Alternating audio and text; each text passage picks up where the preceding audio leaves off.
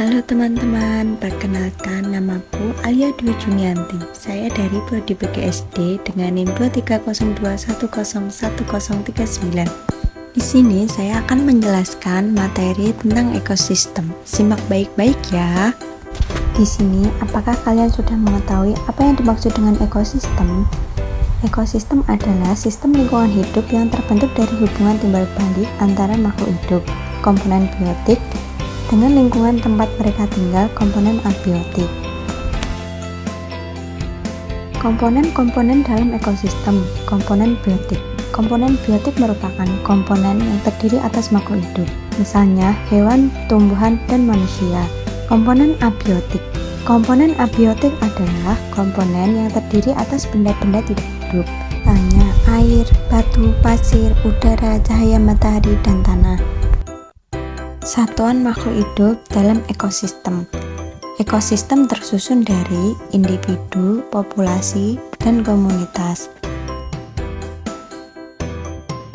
Individu adalah tingkatan ekologi paling rendah yang terdiri dari satu jenis organisme tunggal.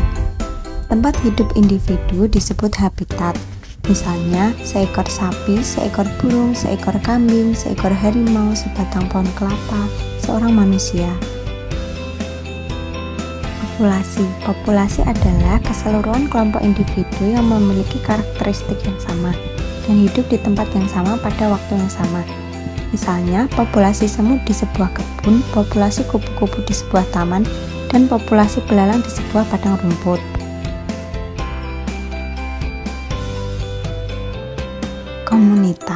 Komunitas adalah kumpulan berbagai populasi yang hidup di daerah tertentu yang saling berinteraksi.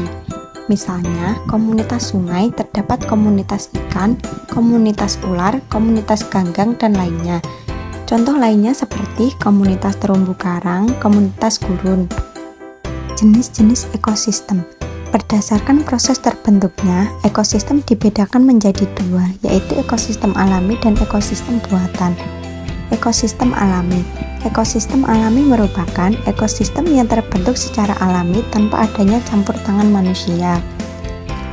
Ekosistem alami dibedakan menjadi dua, yaitu darat dan perairan. Contohnya ekosistem hutan, ekosistem laut. Ekosistem buatan. Sedangkan ekosistem buatan adalah ekosistem yang sengaja dibuat oleh manusia.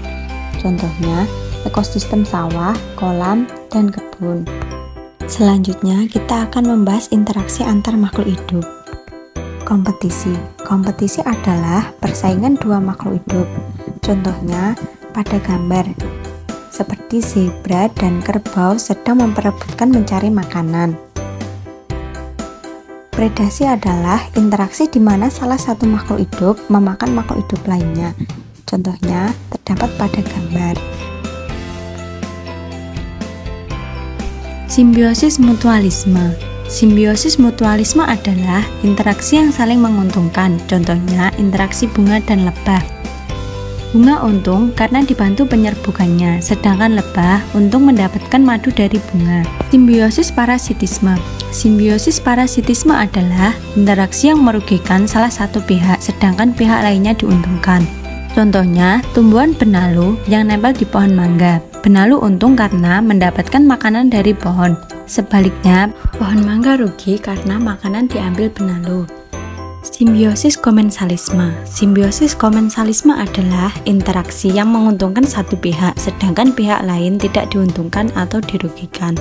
Contohnya, interaksi anggrek dan pohon. Anggrek untung karena mendapatkan posisi baik dengan menumpang tumbuh di kulit pohon, sedangkan pohon tidak rugi ataupun untung. Interaksi makan dan dimakan antar makhluk hidup akan membentuk rantai makanan.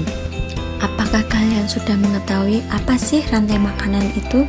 Rantai makanan adalah sebuah urutan perpindahan energi dari produsen ke konsumen dalam suatu ekosistem. Perpindahan ini terjadi melalui proses makan dan dimakan.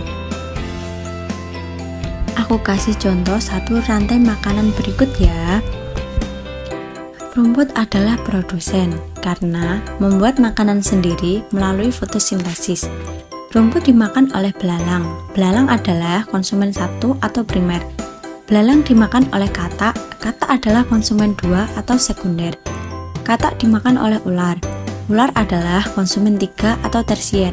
Ular dimakan oleh elang. Elang adalah konsumen puncak karena tidak dimakan lagi oleh hewan lain. Terakhir, sisa tumbuhan atau hewan yang mati akan diuraikan oleh pengurai atau dekomposer seperti bakteri, cacing, atau jamur.